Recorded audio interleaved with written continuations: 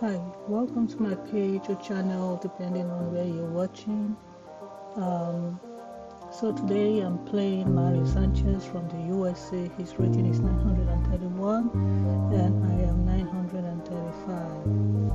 And today I started with the Ruy Lopez. He responded E5, so I went for the Ruy Lopez opening, and he defended with the Murphy variation.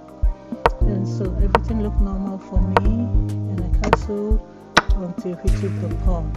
And I have learned to develop around this particular move in different ways, at least to my own understanding. And I would normally avoid taking this pawn. And my development around this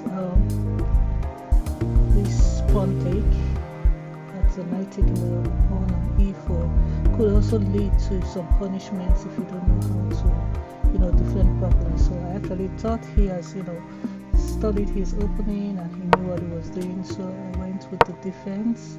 And then he played his knight back, which was kind of rare for me. I mean, it's not something that I would normally see, so I decided to also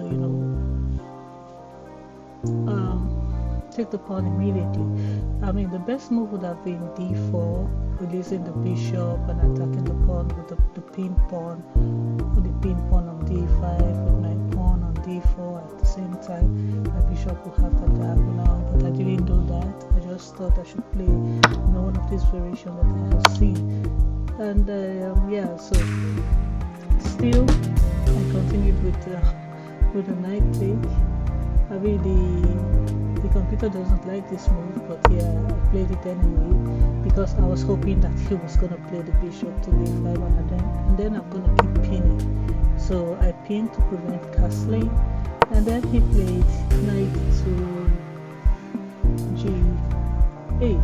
The knight went back to g8 to protect the bishop. So at this point I started to play the opponent because I realized that just like me, he's also trying to punish my move or save his bishop. And oh yeah, I missed the move queen to f3 attacking the rook, but then I thought I just want to face the king and see. And yes, that was it. I needed to attack the rook again, but I also didn't do that. And then he responded by trying to block the bishop and give his bishop the diagonal to block my bishop, but that would also lead to a pawn, and that's exactly what he did. I expected that, and I took the pawn again. So now I'm a pawn up. I'm just guzzling away. And then he came to attack my rook. I didn't know why he did that, because I mean he's already on a pin, so why just move one? And then of course I put another pressure on it, so now I still cannot take, but I can take to continue pinning. So he did that, and then I saw the knight fork for both the rook and the queen, and the rook eventually fell.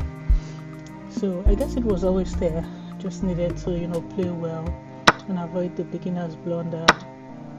Yes, so I wonder why I did that. I could have also still played d4, but I guess it was a free pawn, and I thought, just take all the advantages now before you actually blunder.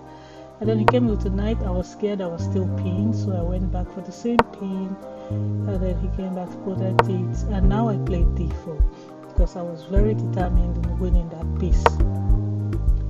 Of course, he went to defend it a second time, and I attacked the piece again. So this time the piece is triple pinned.